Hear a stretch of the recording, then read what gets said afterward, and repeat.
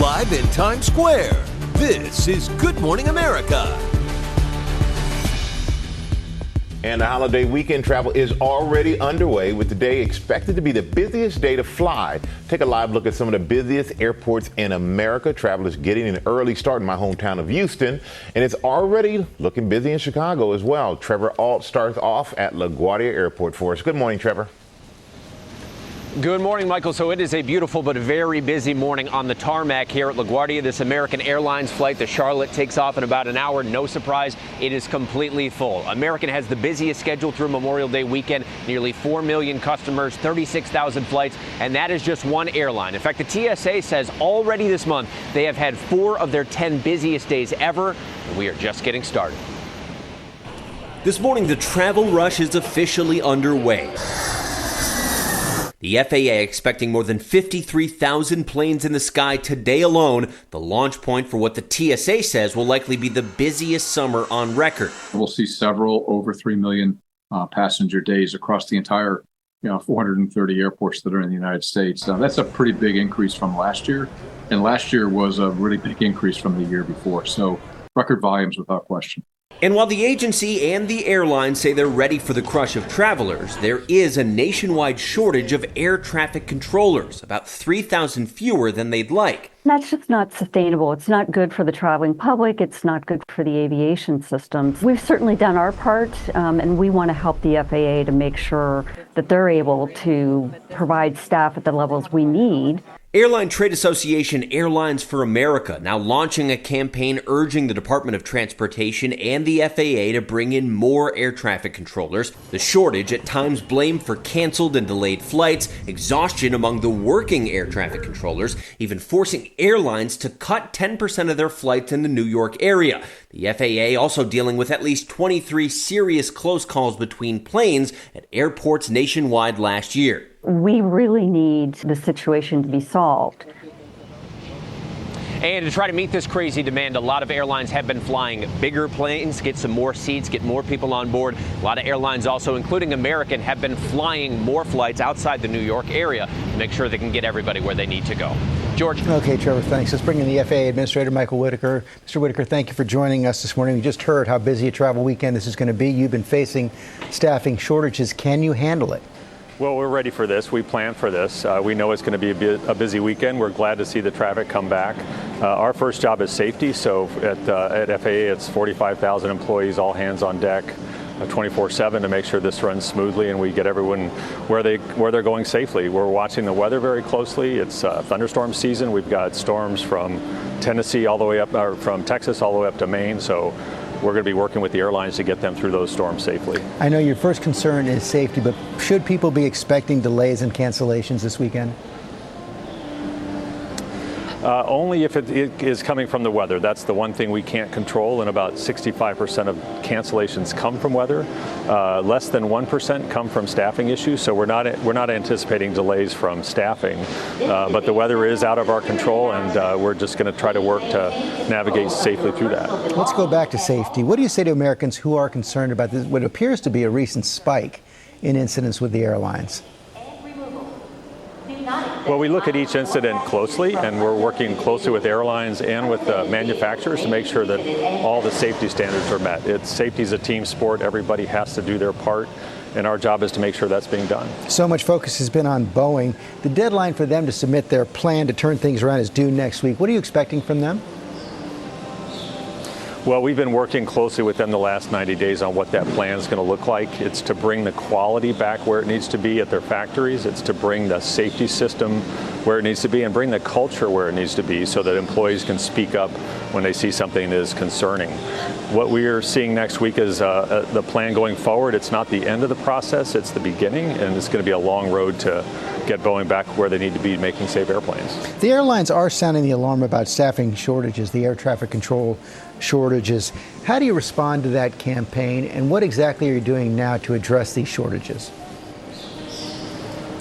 Well, since I was sworn in October, this has been a top priority, and we've actually done quite a bit. We have worked to make sure we can hire directly from the military more efficiently. We are working with aeronautical universities to allow direct hiring through there, and we're keeping our own academy completely at capacity. So we're hiring at capacity. It takes a long time to make an air traffic controller. It takes a lot of training. It can be 18 to 24 months.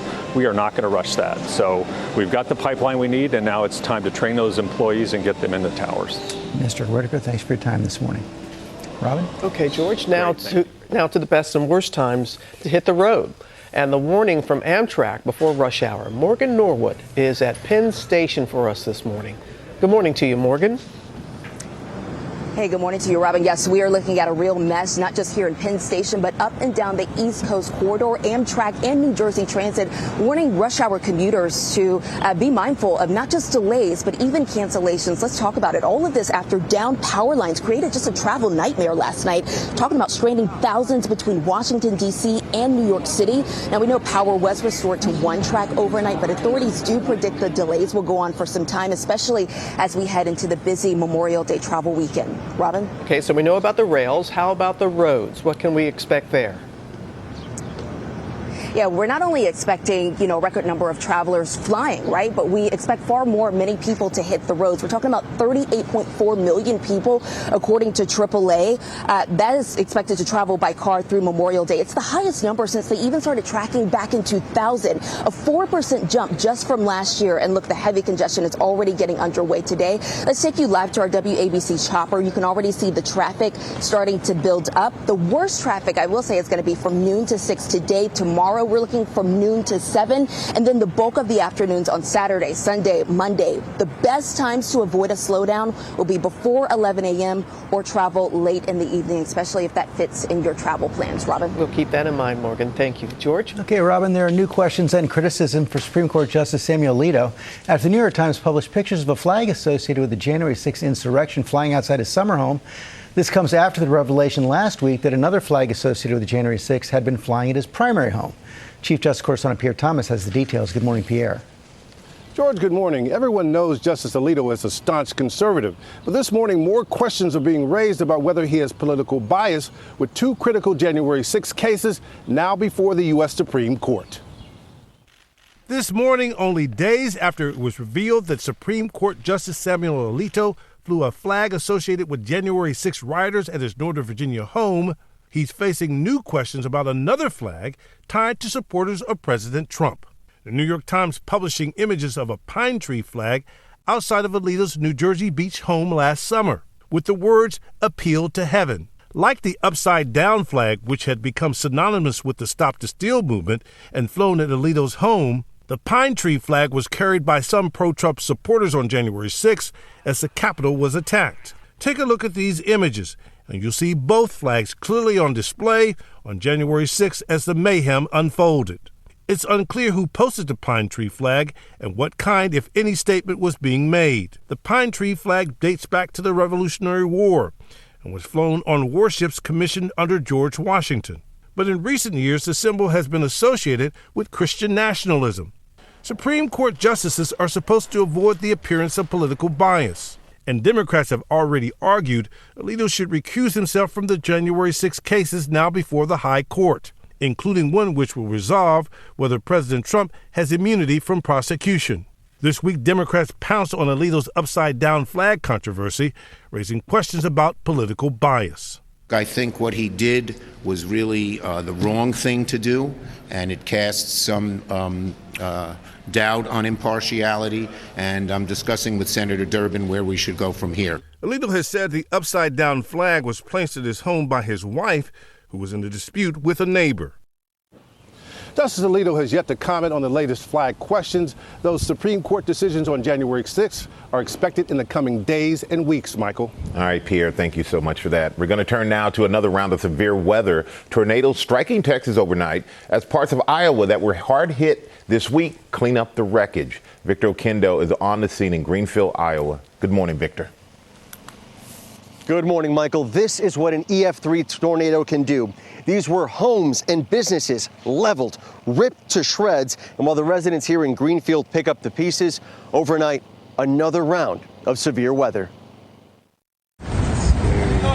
Overnight, 3 possible tornadoes touching down in Texas, leaving over 100,000 customers without power. In Bell County, all the power lines are down in front of Freddy's.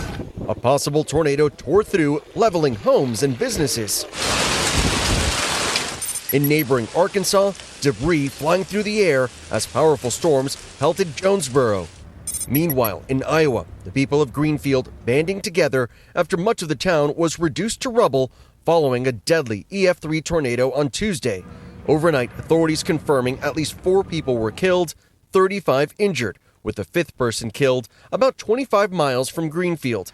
The hospital so badly damaged, it's expected to be closed for months. Do you recognize any of this stuff you see here?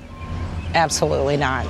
Jay Harder and Duong Cam raised their 2 daughters in their house of 26 years. I just couldn't believe something could do this. Joan Newell lived in this home for more than 50 years and thought she'd lost everything. But you have found a few things. Yes. Show us. My wedding band? A small fraction of her life still here. Can you believe you were able to find all this? No. Nope. Glad to have it back. Joan also found her wedding album. It was about 300 yards away from her home. FEMA will be on the ground here today in Greenfield, and the White House says that they are ready and willing to support this community as needed. Robin? And they do have great need there. All right, Victor, thank you. Ginger, back in the studio with us. She's tracking where the severe weather is headed next. Such an active tornado season. It really is, and we had some slow years, but what's really remarkable is we were below average going into May. And then the last month, we have seen more than half of the tornado count of the 705 we've seen. So it's been very busy just the last few weeks. Average is 578 through the end of May. And unfortunately, we're going to keep pumping this number up. Going through this weekend, we have day after day after day of not just severe storms, but a tornado threat. So let's talk about it. Fargo down to Waco and Dallas. Today, it's damaging wind that's focused kind of on Lincoln and Omaha, Salina, Kansas. But remember, this is the weekend where everybody makes plans to go outside, to have barbecues. And most of these days start with sunshine. That's the fuel for a tornado or a severe thunderstorm that has winds of 70 plus. So we've got Friday storms that include Chicago for travel. Note that. Down to Dallas. But then this is the part. Saturday and Sunday, I want everybody here from eastern Kansas right through Oklahoma, Missouri, Arkansas, and into that Paducah, Kentucky area.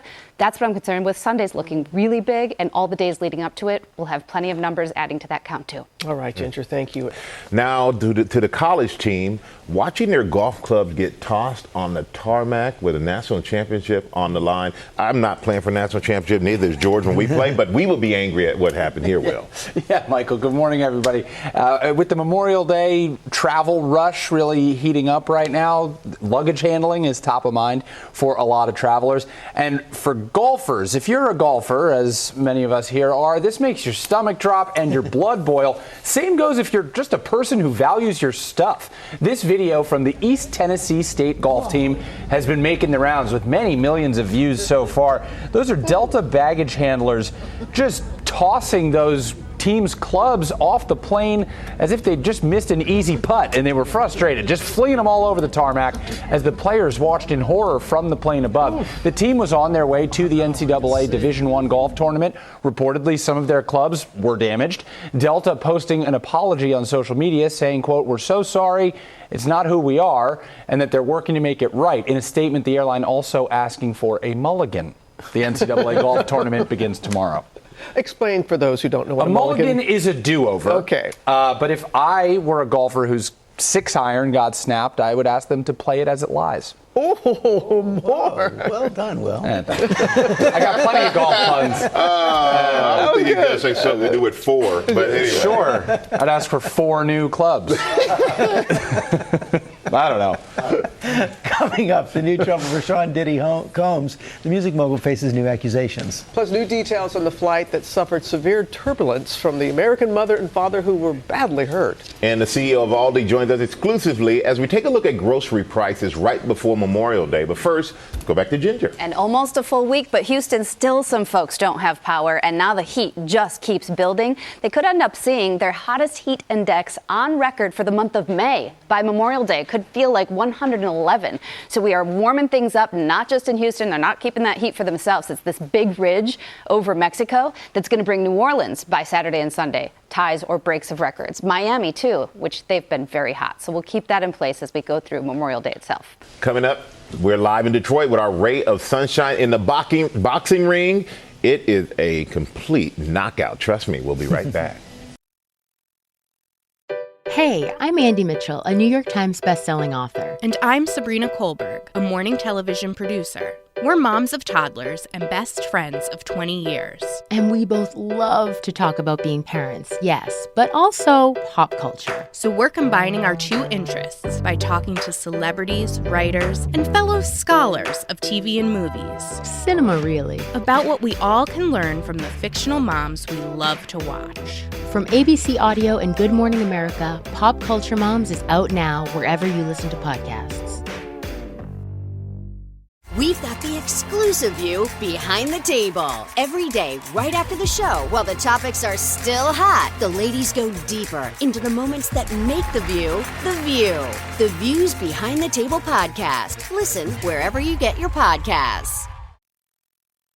Back here on GMA. Hold on, Bridesmaids. We love that movie, but some people are having bridesmaid burnout when it comes to the cost of being in the wedding party. We're going to have more on that in our next hour. Looking forward to that. Also following a lot of headlines right now, including the travel rush that's officially underway. The FAA expects more than 53,000 planes in the sky today alone. The launch point for what the TSA says will be the busiest summer on record. And while the agency and the airlines say they're ready, there is a nationwide shortage of air traffic controllers. Also right now, a Tennessee judge has blocked an attempt to auction off Graceland, Elvis Presley's former home in Memphis, and a major tourist attraction. The temporary injunction came in response to a lawsuit by Elvis Presley's granddaughter, Riley Keough, who is alleging a fraudulent scheme to sell property. And movie fans are excited for summer blockbuster season. For one movie in particular, there's 64 days until Deadpool vs. Wolverine hits theaters. Tickets just went on sale earlier this week with the disclaimer, you've been warned. And AMC Theaters chief Adam Aaron, writing on social media, this is more day one ticket sales at AMC than for any other R-rated movie ever. Wow. Yeah, that's saying a lot. And it also scored the highest pre-order sales for the year as well. Wow. Yeah, can't wait to see it. 64 more days? 64 more days. Okay, let's go. A few months. And we got a lot more ahead, including the CEO of discount grocery chain Aldi will join us to see where prices are heading into the Memorial Day weekend. That's all coming up, George. Now to new trouble for Sean Diddy Combs. A former model has filed suit accusing the hip-hop mogul of drugging and sexually assaulting her in 2003. It's the sixth lawsuit alleging abuse by Combs. Juju Chang here with the details. Good morning, Juju. Hey, good morning, George. In the newly filed lawsuit, the former model says she initially blamed herself and sank into years of anxiety, depression, addiction, even self-harm. And when she saw the new evidence of alleged abuse against Combs, she says she felt a moral obligation to come forward. This morning, Cassie speaking out for the first time following the release of that shocking video exclusively obtained by CNN, showing her then-boyfriend Sean Diddy Combs attacking his then-girlfriend Cassie Ventura. In an Instagram post, Cassie writes, "Domestic violence is the issue. It broke me down to someone I never thought I would become. With a lot of hard work, I am better today, but I will always be recovering from the past." This comes as Combs faces yet another civil lawsuit, his sixth, alleging that in 2003, the hip-hop mogul drugged and sexually assaulted former model Christy McKinney. McKinney, the winner of MTV's Model Mission, was 22 when she claimed she was drugged and sexually assaulted by Combs after meeting him at a 2003 Fashion Week event in New York City. In her lawsuit, McKinney says later that night at Combs' recording studio, she was pressured to consume alcohol and marijuana, including a joint she claims was laced, and became very intoxicated.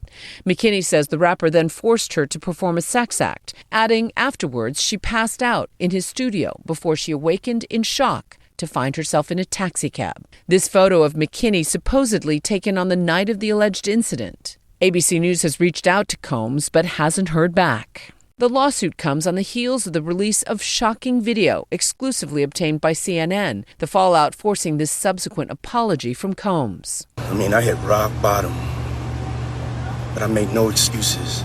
My behavior on that video is inexcusable.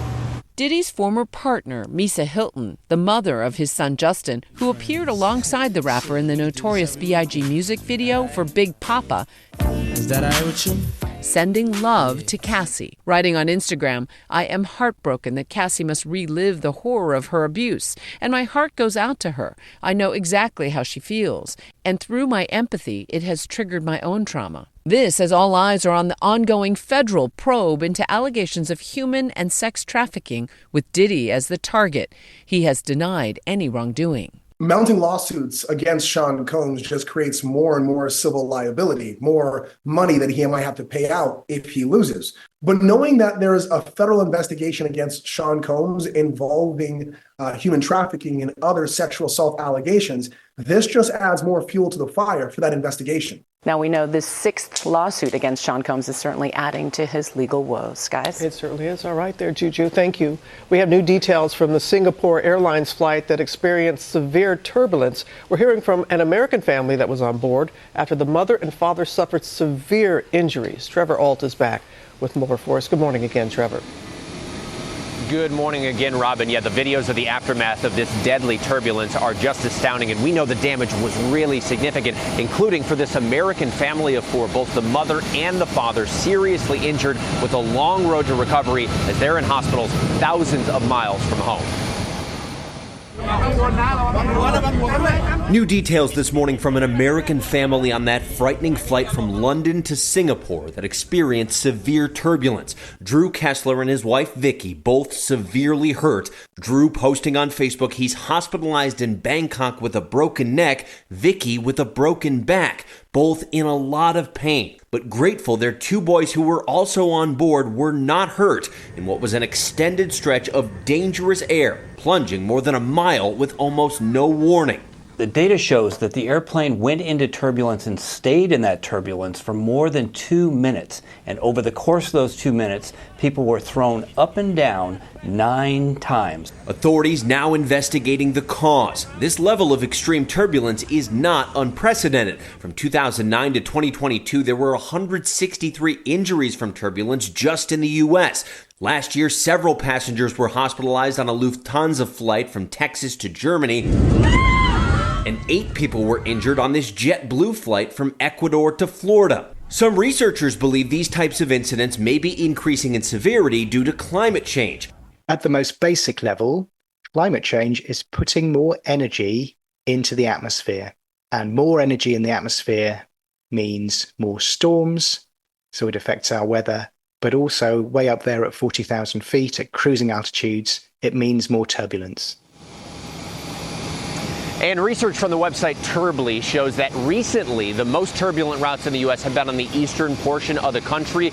Nashville to Raleigh-Durham registered as the most turbulent route in the U.S., with Charlotte to Pittsburgh not too far behind. And while extreme turbulence is still very rare, the main takeaway from the experts is it's always a smart idea to just make sure your seatbelt is buckled when you're on the plane. Guys? Yep, sitting in that seat, buckle up. All right, thank you for that, Trevor. Coming up later, the new protections for the millions who use popular buy now, pay later apps. And next, our exclusive with the CEO of Aldi, where he says grocery prices are headed this summer after finally ticking down. Stay right there. We'll be right back. As we head into Memorial Day weekend and all eyes are on those high food prices, join us now is an ABC News exclusive with Jason Hart, CEO of discount grocer Aldi, the fastest growing grocery chain in the country. Jason, thank you for being with us. Good morning to you. Good morning, Michael. Thanks for having us. Well, we are finally getting good news that grocery prices are falling. So what's the outlook on prices for the rest of the summer? Yeah, it's really good news. Inflation is lessening, but the consumer is still stressed by the higher cost of living as a result of the inflation in the last couple of years. So the consumer is still looking for low prices. They're shopping private label. They're comparing prices. They're shopping more stores. And, they're really looking to Aldi as we're the low price leader. We're continuing to lean in on price, and that's why our customer traffic has been way up. Our growth is accelerating. 25% of U.S. customers now shop at Aldi. That's twice what it was just 6 years ago. And Aldi's built to fight inflation. Our business model, which is based on simplicity and efficiency, really provides savings for customers and also saves them time when they're shopping with their grocery list. And you're right about that. Consumers are rejecting high prices. They're shopping around more than they ever have to find the best deals. But what trends are you seeing in your stores right now? Yeah, the trends that we're seeing in our stores is they're really gravitating to our summer price reductions. We've just dropped about 250 items across the stores on items that are most popular for the summer. So it's focused on, as you can imagine, fresh meat, snacks for the summer road trip. And, our fresh meat prices are lower than they were last year, and our sales are up 30%.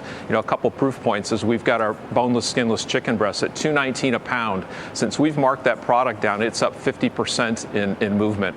And, that's just showing the popularity of low prices, and the popularity of Aldi is as high as it's ever been. Our growth is accelerating across our 2,400 stores. That consumer demand is really what's motivating us with our growth plans over the next 5 years to open up 800 more stores across the country. And a big catalyst for that was our big acquisition in the Southeast, where that's going to enable us to really accelerate our growth, cover more white spots on the map in the Southeast, and open up more Aldi stores for the consumers. So 800 new stores. Southeast are definitely going to get their first Aldi's to finally get some of these low prices that you're offering there. But Target and Walmart, they're also offering a lot of new ways for the consumer to save money. So what's going to set Aldi apart? What sets Aldi apart is low prices is what we're all about. It's not something that we do if it's trendy or if the business's traffic is suffering like I think it is in some of the competitors and fast food places. So we're all about low prices. It's in our DNA. It's what drives us. It's what drives customers to our store. So really that business model that we have that's focused on private label products, that's focused on a lower SKU count that keeps our business and our suppliers efficient. That's what keeps us apart, sets us apart, but it's really the time and the savings that the consumers can have on their shopping list that sets Aldi apart. And the proof is in our results and the traffic that continues to increase in our stores. And we're looking at the low prices now. Prices are dropping now, but some lawmakers, they blame corporate greed for the higher prices in the first place. So are these price cuts by you and some of your competitors just a sign that the companies went too far in raising prices? We don't really focus on what the competition is doing. We're focused on what consumers want and need. And, before the consumer was stressed with the inflation, we were still about low prices. But those low prices become even more important as value is even more top of mind for the consumer. So our actions are all based on consumer demand. We're always looking for opportunities to lower prices, to reduce our cost of doing business, to reduce our cost of product, and to lean in on our lower prices. So that's what we're all about. Well, lower prices make the consumer happy. Thank you so much, Mr. Hart. Really appreciate your time this morning. Thank you. Happy Memorial Day. You too. Thank you. Robin? I'm hungry now. I know, all that food behind him. I was like, whoa. Wow. Thank you, Michael. Coming up later, some bridesmaids are now admitting they've been driven thousands of dollars into debt. We're going to tell you how to avoid some of the stress. And next, we're back now with our play of the day. The NBA playoffs, Western Conference Finals between the Mavs and Timberwolves tipped off last night. Will, you've got that. Another close one. It was a thriller, Robin. Good morning again. This series features a bunch of bold-faced names. Two get top billing after Game 1. Luka Doncic and Kyrie Irving of the Dallas Mavericks. A dominant duo last night. 30 points for Kyrie, 33 for Luka on the road in Minneapolis for the first conference finals game there in 20 years. Anthony Edwards, the 22-year-old budding superstar, just named to his first All-NBA team, had a bit of an off night, but he still got buckets when it mattered. That three put the Wolves up by 4 with 3.5 minutes left. But then the Mavs would go on to take control from there. Doncic had 15 of his 33 points. There's 2 of them right there in the fourth quarter. Just too much for Minnesota's league-leading defense to handle. And a stat for you, George, as I get out of here. Teams that win Game 1 of a series in the NBA playoffs go on to win that series nearly 78% of the time. 78% of the time. Yes, so we'll see if that holds. Game 2 is tomorrow, and Game 2 of the Eastern Conference Finals tonight, 8 Eastern, ESPN, Celtics Pacers. And you both were at the Rangers game last night. Yeah. We were. We had a great time, but they didn't score. And I got a message from my partner, Constance, my business partner, who said, don't go to any more Rangers games, because she's a big Rangers fan. Are you bad luck? I got banned. I don't know. I don't think I'm bad luck. I'm double banning you then. I won a Super Bowl. I'm not that bad. Okay, you are. I guess that's true. Which made me happy as well. So I take it back. You two are our ray of sunshine. You are a ray of sunshine. Yeah, but our ray of sunshine is also in Detroit coming up. Nicely done. The first ever criminal trial of a former president is underway in Manhattan. It's one of potentially 4 trials facing former President Trump as he makes his 3rd bid for the White House. What do voters think about his culpability, and would a guilty verdict make a difference in the election? I'm Galen Druk, and every Monday and Thursday on the 538 Politics podcast, we break down the latest news from the campaign trail. We sort through the noise and zoom in on what really matters, using data and research as we go. That's 538 Politics every Monday and Thursday, wherever you get your podcasts. Married moms in the suburbs. They've been called soccer moms. They've been called security moms. Pamela Wilk is a so-called soccer mom. Those so-called Walmart moms. She calls herself a hockey mom. I love those hockey moms. The hockey mom trying to connect with the soccer moms. In the 1990s, the idea of soccer moms as the quintessential swing voter took hold. Elections could be won or lost based on a candidate's ability to appeal to them. But were quote-unquote soccer moms actually the deciding factor? In a new series on the 538 Politics podcast, we take a look back at conventional wisdom from past elections with a critical lens. Where did that wisdom come from, and does it hold up today? Find the Campaign Throwback series in the 538 Politics feed wherever you get your podcasts.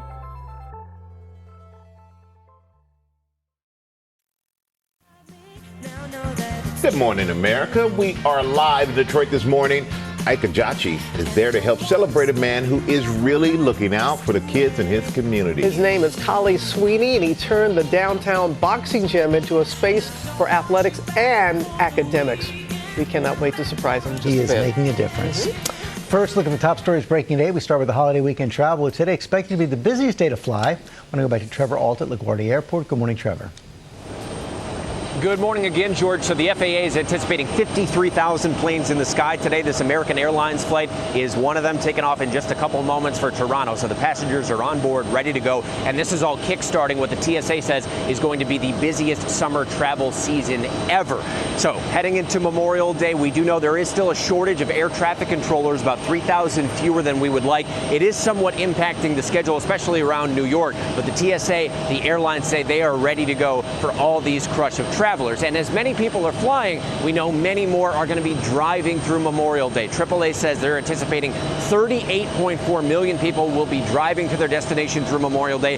That is the most since they started tracking it going back to 2000, and the congestion gets started today. Today from noon to 6 is the heaviest of the traffic. Tomorrow from noon to 7, and Saturday, Sunday, Monday, the bulk of it is going to be in the afternoon. So if you want to avoid the traffic, it's best to try to get on the road before 11 a.m. or wait until late into the evening. So that's your news with your planes and your automobiles. We do also have some news with trains too, because Amtrak and New Jersey Transit are warning about some down power lines in the northeastern corridor. They want particularly rush hour commuters to be aware that there's a pretty high chance in that northeastern corridor of some delayed or even canceled trains. So if you're traveling by train in the northeast region, but really if you're traveling in any portion of the country by any means, it is a good idea to have a plan B for your Memorial Day travel, because it is going to be busy. That's right. When you're packing your bags, be sure to pack a lot of patience. Okay, Trevor, thank you. Now, a second human case of bird flu confirmed by the CDC, which says a Michigan farm worker tested positive after contact with infected livestock. Ariel Reshef joins us now with more. Good morning to you, Ariel. Good morning to you, Robin. The CDC and other health officials are closely monitoring that case, but they stress that the public risk remains low. Authorities say a farm worker in Michigan likely contracted the bird flu after contact directly with infected livestock. The person had mild symptoms like an eye infection and has since recovered. This is the second case this year here in the U.S. of a human diagnosed with bird flu. Back in March, you may remember, a Texas farm worker was the first known human case linked to the ongoing bird flu outbreak in dairy cows. That patient also had an eye infection and recovered. Now, the virus has spread rapidly among livestock, and health authorities say the human risk is highest for farm workers. They point out that there has been no human-to-human spread reported here in the U.S., and there have only been 3 total cases of bird flu in humans ever reported here. And now, as a precaution, the CDC is asking cities to continue monitoring the flu levels like they do during peak season instead of easing back like they usually do over the summer. Federal health officials also say farm workers are at elevated risk, and they're providing PPE to states that request it. Michael. Definitely try to keep them safe there, Ariel. Thank you so much. Now to the Idaho College murder suspect, Brian Kohberger, due in court today, where his defense team will try to compel prosecutors to turn over some evidence, and they're expected to call a witness. Kana Whitworth joins with the latest. Good morning, Kana. Yeah, Michael, good morning. So Brian Kohberger will be back in a Latah County courthouse today, and I'm told by a source that his defense team plans on calling Moscow police detective Lawrence Mowry to the stand today in yet another pre-trial hearing. Now, Mowry was named as the investigator in several social media search warrants involved in this case. He specializes in solving crimes using data. In fact, he was recently recognized by the Secret Service for achievement in the field of digital forensics and cyber crime. Now, Kohberger's lead defense attorney, Ann Taylor, has said she planned to call experts to testify about both DNA and Kohberger's alibi using cell tower data to prove he was out driving around at the time of the 2022 murders. Prosecutors, though, used DNA evidence to link the former PhD grad student to the crimes, and they say cell phone data places Kohberger near the crime scene. Now, the court entered a not guilty plea on Kohberger's behalf. He could face the death penalty if he's convicted here, but a reminder, Robin, that no trial date has even been set yet, Robin. Yeah, no trial date as of yet. Kana, I know you're going to stay as you have from the beginning on top of this for us. Thank you. Now, to increase scrutiny of buy now, pay later services, the federal government wants them to give more protection to consumers. Eva Pilgrim is here with those details. Good morning, Eva. Good morning, Robin. Those very popular buy now, pay later options facing new federal regulations. The Consumer Financial Protection Bureau issuing a ruling Wednesday that these services should be looked at and treated similarly to credit cards. That means requiring lenders to investigate disputes, give refunds, and provide billing statements. This is a big deal because these services are incredibly popular with younger people and those with lower credit scores. A survey finding 1 out of every 7 adults has used buy now, pay later. And consumer watchdog groups long have called on the government to put in protections. And these services appear to welcome the new rules. A firm telling ABC News we are encouraged that the CFPB is promoting consistent industry standards, many of which already reflect how a firm operates. And Klarna telling us we haven't waited for regulation and already operate at that standard. So what's next? The ruling will go through a 60-day public comment period, and then it could take effect. Yeah, consumers need more protection there. All right, we'll see you on GMA 3. Thanks. Coming up in our GMA morning menu, bridesmaid burnout with the cost of being in the wedding party putting some people into debt. We'll tell you how to say no.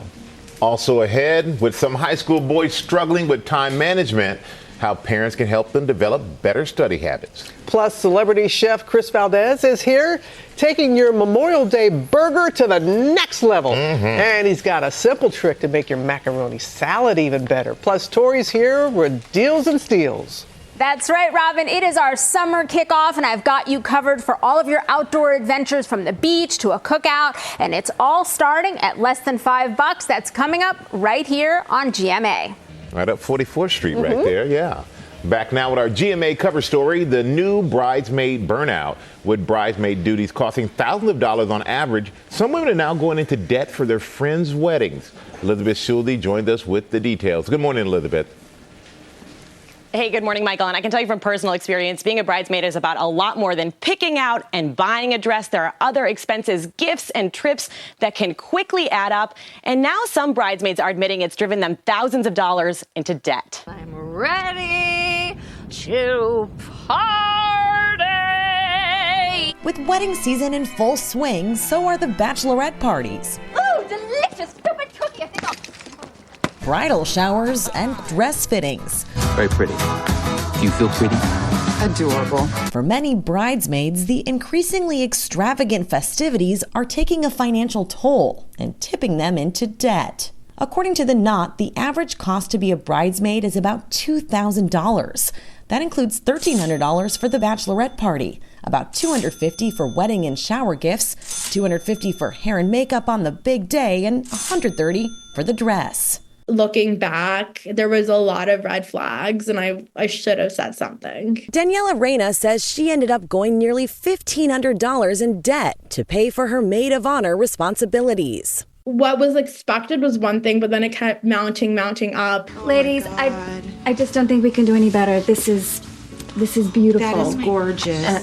This is $800. I'm kidding. It's on sale. Some bridesmaids now say they're putting thousands of dollars of wedding-related expenses on their credit cards on top of other debt like student loans or medical bills. This can create really lasting financial difficulty for people. Financial advice columnist Charlotte Coles says be upfront with the bride about your financial situation. Consider going in on a group gift or politely opt out of events like the bridal shower. It is always okay to say, look, I really want to support you in other ways, and I care about you and I love you as a friend, but financially, I just can't do this. And if you're the bride, be realistic with your squad. Set a clear budget for them in the same way that you would for the rest of your wedding costs. I think just having that open communication with everyone was so important. Planning a budget in advance is key. Here at Bella Bridesmaids, they recommend ordering your dress 7 months out from the wedding date to avoid any late shipping charges or tailoring fees. Once you get that save the date, consider it the starting point to put money aside every month for the bridesmaid festivities. It's a lot easier to put $20 aside a month than it is to put hundreds or thousands of dollars all at once. And if you are using a credit card, you always want to prioritize paying off that high interest debt first. And whenever you can, pay more than your minimum balance. Guys. A lot of good advice there. Yeah, well, I think we're all a little silent on this one. Thank you, Elizabeth. It's expensive. I mean, It's very expensive. You should be able to. I mean, if you're asked to be in a wedding, that means you're a good friend. So you should be able to tell your friend, I can't do this. But also as a friend, you know your friend's situations too. If you're that close to invite them to be in your wedding, that you know, I almost feel like what you can ask and what you shouldn't ask them to do financially, especially. Yeah. We're going to turn now to our new series, The New Gender Gap. It explores how boys have fallen behind girls in school. And this morning, we're looking at how some boys in high school have trouble staying on task. I'll tell you what parents can do to help. Juju Cheng back with that story. Hey, Juju. Good morning, George. You know, as the mother of 3 boys, I'm obsessed with this particular gender gap because whether it's in the classroom culture or the broader culture, research suggests that boys are underperforming girls. But there are all small fixes that parents can do to help all our kids. When 16-year-old Luke Robinson was in 8th grade, he realized he needed help to have more success in school. My grades and everything were actually pretty good. I noticed that I just really wasn't having any leftover time. Like, I would be finishing my homework close to like 10 o'clock. One of the big challenges for boys is procrastination. And sometimes in the boys' mind, it's about being bored. But really, if you dig a little, what's actually going on is there's a lot of stress, and that stress leads to avoidance. And unfortunately, that avoidance, it leads to more stress.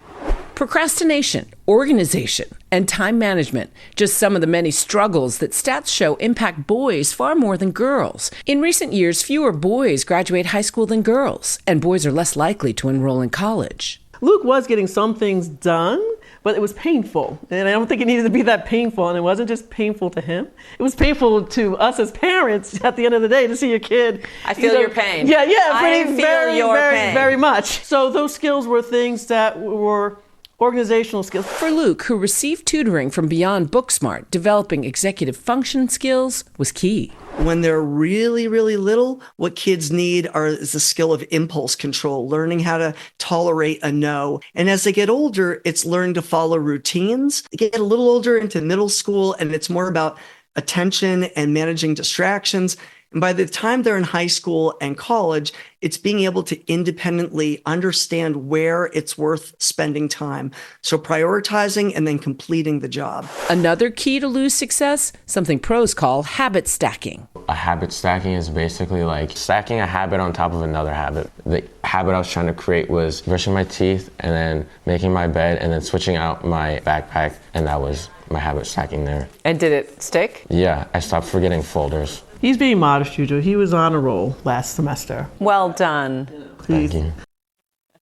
Luke says he's now tackling assignments in bite-sized pieces before deadline pressure hits. It reduces the stress. And of course, we all know when you're not cramming, you do better. No question about it. So what are the best steps for parents to take? Well, Luke's mom, Lisa, loves this one tool. It's called the Pomodoro technique, and it's essentially planning out fixed time intervals for focus work. It's like setting a timer for 25 minutes and then taking a short break. It's basically like a high-intensity interval training, right? You get to reduce your procrastination. It allows everyone to more consciously focus on your task.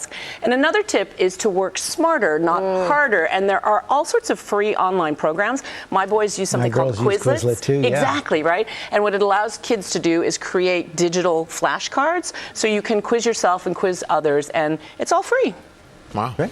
Thank you, Juju. You're welcome. Let's go to Gingy. I'm taking notes. Thank you all very much. All right, so the summit at Snoqualmie, they usually see some dusting of snow on the peaks, but to get snow at base camp there, they don't see that very often. They can't remember in decades, really. So we have some video of that. That spring snow still into the Rockies. And when all is said and done, some places up to 1.5 feet. But at the same time, we've got red flag warnings with wind, low humidities, and heat building for New Mexico, parts of West Texas. Today, travel-wise, Dallas-Fort Worth later this afternoon. So if you have flights early, you should be all right. But then look for that potential for like a ground stop where you get the lightning around, the damaging winds in Nebraska and Kansas. And we've had severe thunderstorms just north of New York City this morning. Those storms will keep moving through early afternoon. Summer is just around the corner, and who better to kick things off than Tori Johnson and Deals and Steals? And nothing says summer like sandals. Right, exactly. Aerothotic sandals.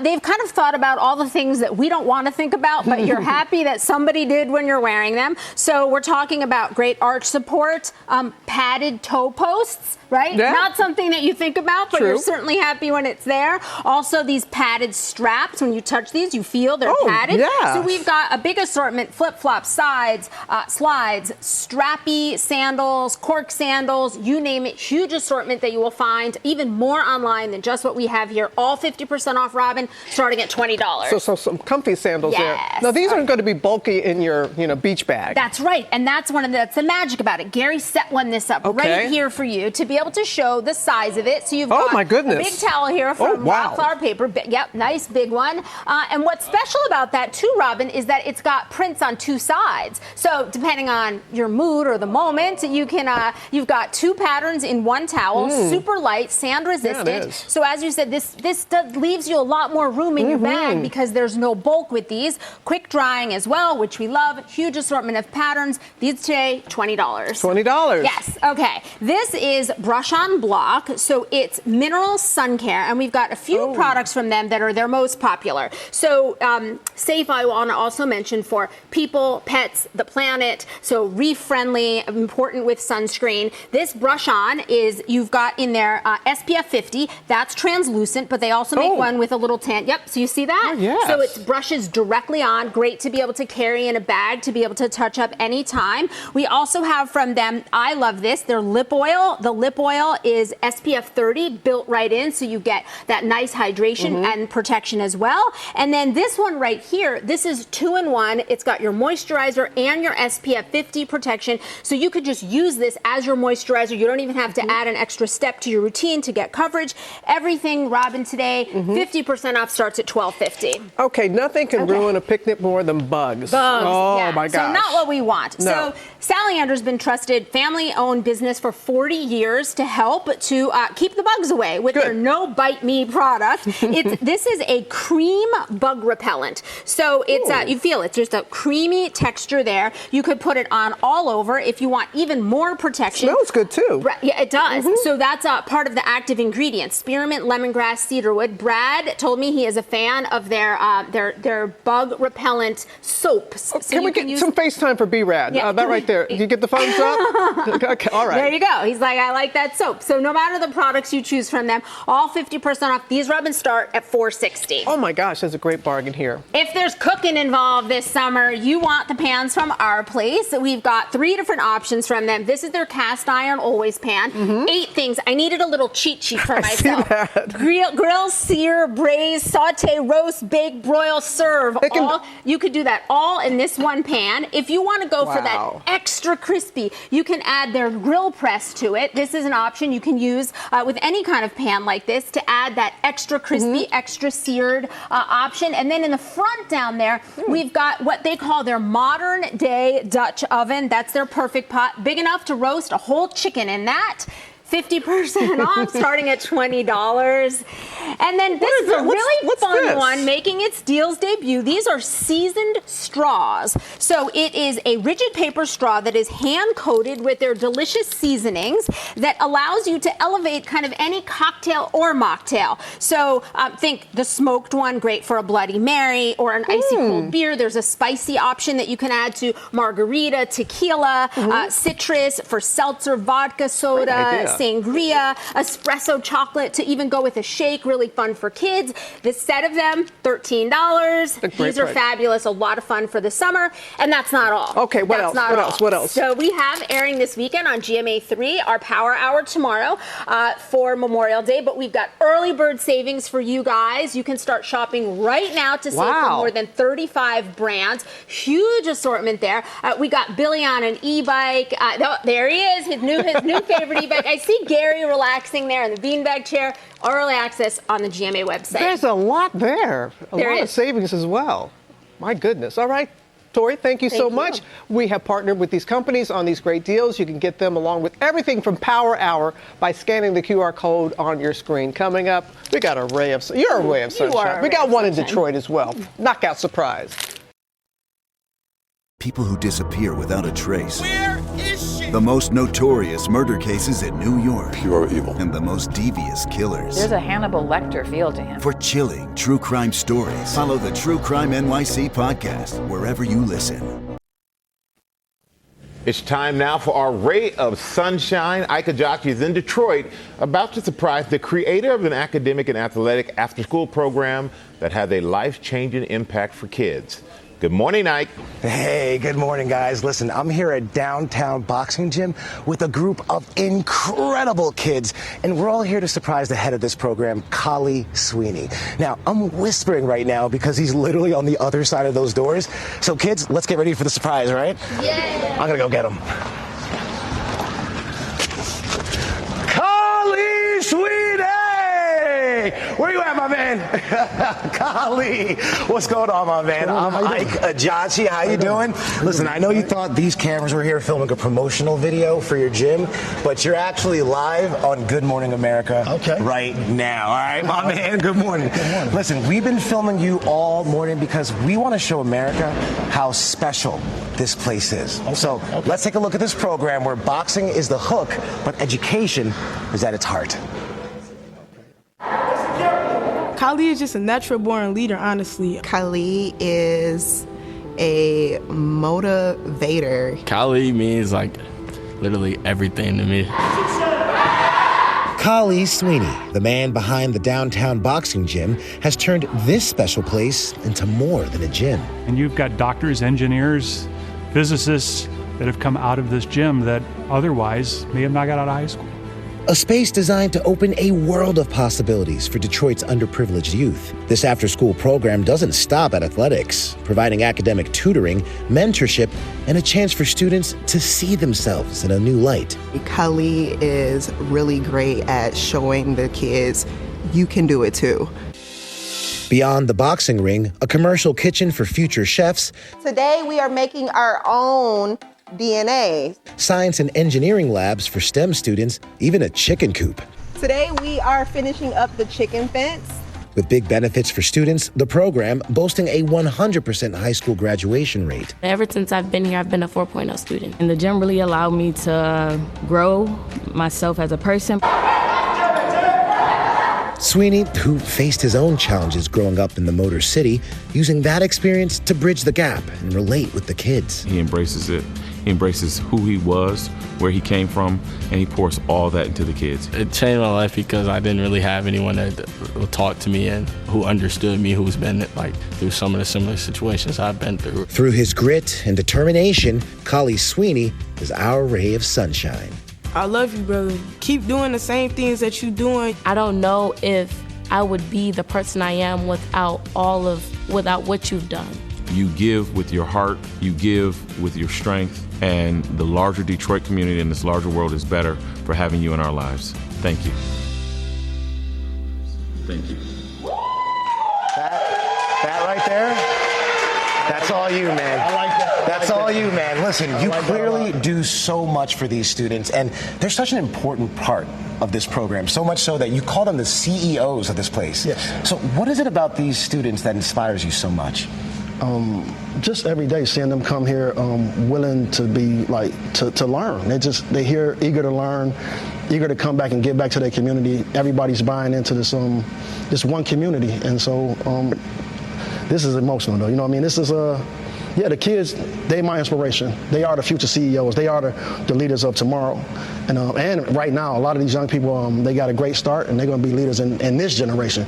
Not 20 million years down the line. They're going to generation. They right now leaders right now. And the way that they are leaders are through education, right? Yeah, education is the key to everything. Follow me a little bit. You have to take a little slowly there, my man. I know you just had some knee surgery. My man over here trying to make you do a marathon.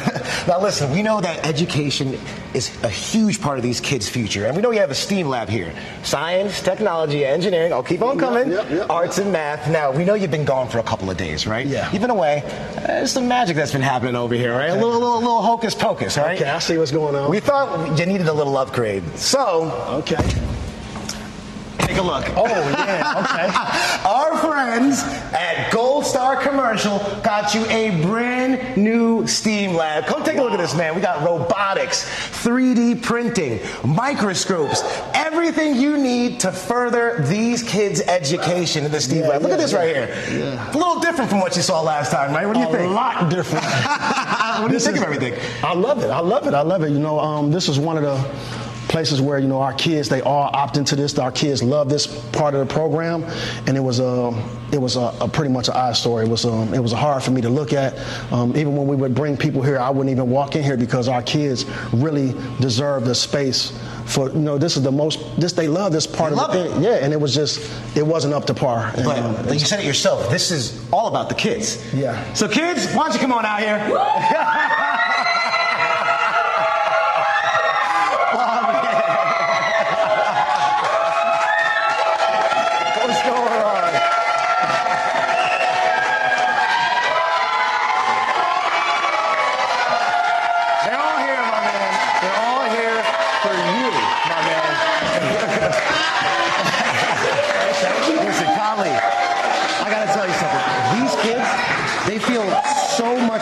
Being a part of downtown boxing gym, we wanted to give them something to wear that lets them know that they are a part of something special. And we know for years you've been trying to get them some varsity jackets. Yeah.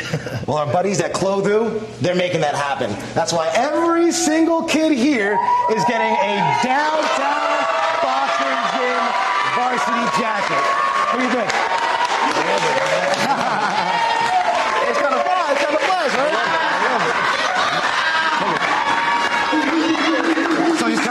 You see all this here, you see everybody here. What's going through your mind right now, man? It's teamwork. This is teamwork. This is our community coming together for something that we all believe in, which is our kids and our future. And I'm just proud to be a part of this journey. And it's a team. I mean, it's not a Kali thing. It's a we thing. As a global community, as our neighborhood community, we all came together for the same purpose, which is these young people right here. So that's the most important thing. It's not about me. It's about them and all of us working together for them. Right. So, we are so happy for what you do in the community. We're going to keep partying here. Back to you guys in New York. I love how he says what an inspiring man. What an it's a inspiring weed thing. Yeah. He's probably going to have Ike give him like 3 rounds on the heavy bag before he lets him out of that gym. But that was great. Thank you so much for that, Ike. And coming up, Mike Love is here talking about the new Beach Boys documentary. Brian would sing the high part beautifully, and I would sing the bass part. Then Carl and Al Jardine could sing really well and blend. See, it wasn't only about the note, it was about the blend. You sublimate your individuality to create this group harmony sound. Oh, we are back now on GMA with a bit of the Beach Boys documentary that you just saw. It's debuting Friday on Disney+, and we're picking up good vibrations with our next guest, lead vocalist, co-founder of the legendary band, Mike Love. Thank you, Rob. Thank you very much. I know. I'm sure no one's ever done that before at the Good Vibrations line like that. Hey, John Stamos, he's very excited because he's going to be going out on tour with you guys. And I understand that you and John, you guys go way back to your parents' house. We're like family because he's been coming out since he was Blackie on General Hospital. He loves nothing more than to play drums. So he and his beautiful wife, Caitlin, and their son, Billy. Oh man, it's beautiful when we're together. Billy dressed up for a career day in school with the Beach Boys shirt on. Oh yeah. Oh, it was so sweet. Yeah, we saw that. Sweet. But way back when, didn't John used to ride his bike past your parents' house? He or did. Something? He told me that he would ride his bicycle past my parents' house in Cypress, California, which was in Orange County, near where he lived, and look in the window and see the gold albums. Oh. Yeah. You know. And we know the Beach Boys just performed at Stagecoach, which is great. Why was that a meaningful performance? It was meaningful because there were like 80,000 people there singing along, and our sound guy had to turn up the sound to compete with the loudness of the audience singing along to all the songs. They only gave us an hour. You know. They only gave us an hour. Too many hits for an hour. And no, no respect. No, it was fantastic. And Lana Del Rey was dancing with my daughter Amba, and I've been playing my dad your records since you were Lizzie Grant, 12 years old. Yeah, wow. My daughter, 12 years old. She played me Lana Del Rey before she was Lana Del Rey. Oh, right. Wow. Yeah, so she's very aware of music and stuff. So it's a enormous circular family thing that's going on with the Beach Boys. I love that. Let's talk about the documentary. What inspired you to do it now? Well, Disney got inspired to do it. And Frank Marshall came in, and he's rather well known in the movie making circles. Yeah. And he did a wonderful documentary on the Bee Gees. It was really touching and fantastic. But he got involved, and next thing you know, we're doing more press and promotion than we ever have in our lives. I mean, we've done webinars and all kinds of things.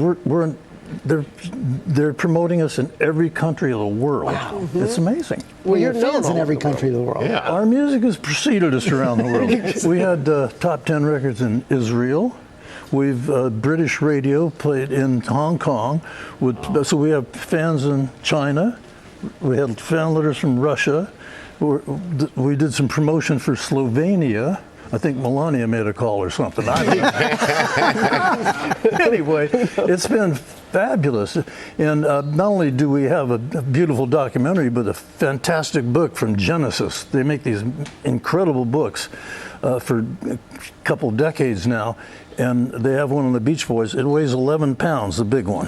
Whoa. This big. Yeah, it's fantastic. Because you have so many hits after hits after. It's hard to ask this question, but I am. Do you have a favorite? Do you have a favorite song? I have a favorite. Surfing Safari, Surfing USA, I Get Around, Fun, Fun, Fun. California Girls, God only knows, Wouldn't It Be Nice, Good Vibrations, and Kokomo. And they only gave you an hour to get all that in? Come on. Come on, Coach. Oh, Mike, we always enjoy it. Always enjoy having you here. It's great seeing you again. Last time was in a park somewhere. Oh, no, we had the beach balls that were flying in the crowd like that. Do give everybody our best, our absolute best. And we're excited about this. The Beach Boys debuts on Disney Plus on Friday. You do not want to miss it. Ginger. Thank you, Robin, and one vote for Kokomo from me. Just letting you know.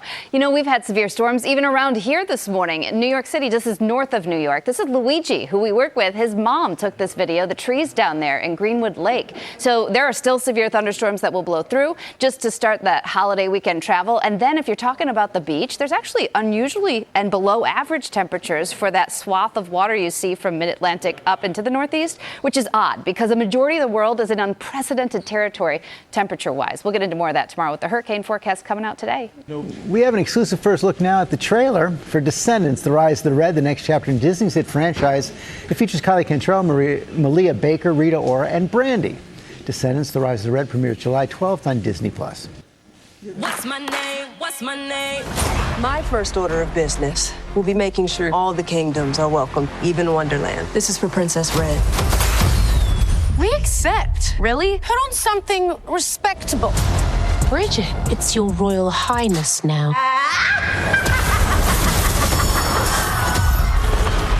You're all acting like you've never seen a coup before. This is crazy. I will never kneel to a tyrant. Off with her head! So how do we stop your mom and save mine? This is a time machine. You're joking. Does it look like I'm joking? Where are we? Not where. When? What's my name? I should warn you, when you alter the fabric of time, there can be consequences. We only have one shot to get this right. Listen, squid face. Whose side are you on? What's my name? What's my name? You're Bridget from Wonderland? That's me. Do you want a hug? We are back, and we're getting ready for the start of grilling season with author and celebrity chef and caterer Chris Valdez. So good to have you here. Yes, everybody. You are going to show us some really good dishes that we can all serve at Memorial Day barbecues this weekend. So welcome back to GMA. I love that you're doing the classics, but you amp it up a little, make it fancy with a garlic aioli. We always have to kick it up. Flavor is flavor and more is more, so we want to do that. We're going to be making a garlic aioli smash burger. So we're going to start with some mayo, some garlic, just pour it in there. That's a lot of garlic. Yeah. What is that, like 12? That's extra flavor. And just make sure your date is also eating garlic so that you have breath compatibility. Very important. Some chili powder. We're going to add some red wine vinegar, some cilantro. Oh, that's really finely chopped cilantro. Yeah. Nice. All that pepper? Just a little pinch. Just a little pinch. We want to make sure they come back for the second date. Some and then salt. Black pepper, salt. We're going to pulse this up. And then this is how you finish the aioli, which is basically an emulsion. It's like a flavored mayo. And most people have all this stuff at home. Yes. That's an easy one to amp your burger. And this is perfect for your French fries, your tater tots, your burgers, your hot dogs. But today we're going to be making some smash burgers. So a smash burger, why do we want a smash burger? It's because the smash burger is going to give us some crustiness, a little brownness. It's going to give us a little like sexiness in a burger. You know what I mean? It's kicking up our burger. Who knew? So we're going to put some parchment paper and we're going to use one of these presses. Great. And we're going to press on it. You could help me making one right there. Yes, please. And this is a great way to take out any frustration you might have in the morning. This is perfect for you right now. Here you go. Right? Okay, so let me do one. You want to put one on there for me? Okay, and then I'll touch it for you. Okay, right great. There, and then we put a little parchment paper so it doesn't stick on. And by the way, if you don't have... It's just as easy as that. Just there you go. Press it down. There you go. And obviously, we always want to season this. And if you don't have any... oh, and very important, take out that off. Yes. You probably don't want... Well, mine didn't smash as well because as you need a like. flat smasher right here. And by the way, what if you don't have that? And if you don't have a fancy smasher, that's okay. And I'm all about, using little side tricks. Use the bottom of a can. Make sure you wipe it down. Got it. And you just press down. We want to season this. And then this is what we end up with right here. Look at that. Little crustiness. That crusty edge. Yes. And we want to add some cheese. Okay. In the meantime, with all of those juices there, I like getting the bottom of the top of the bread right like you don't even have to add anything, just use what you have. Yeah. Okay, so make up the burger. Yes. This is where it comes in. So for you, I think we're the type of people that we like 2 patties. So we're going to do 2 patties. Oh. I mean, it is a sexy burger. You might as well have double the sexy burger. And then we're going to do some garlic aioli. Yes. Yum.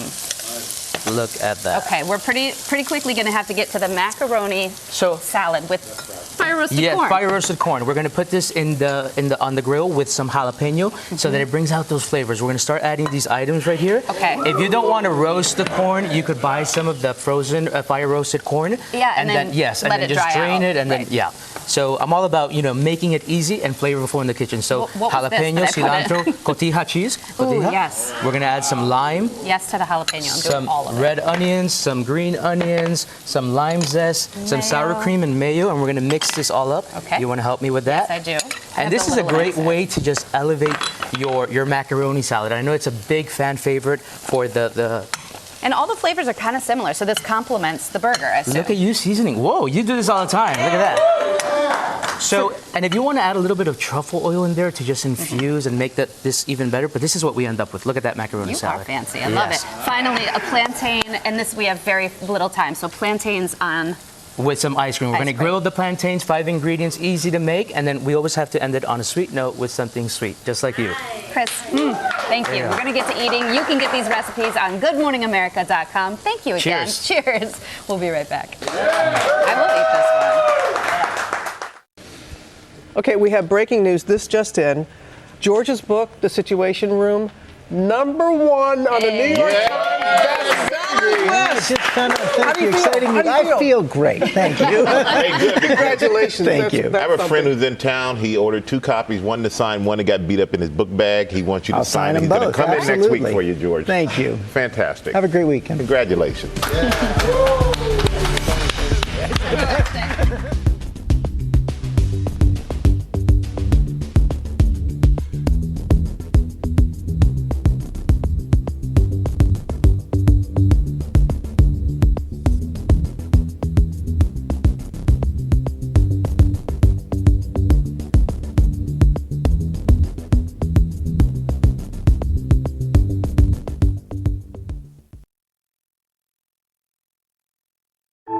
Married moms in the suburbs. They've been called soccer moms. They've been called security moms. Pamela Wilk is a so-called soccer mom. Those so-called Walmart moms. She calls herself a hockey mom. I love those hockey moms. The hockey mom trying to connect with the soccer moms.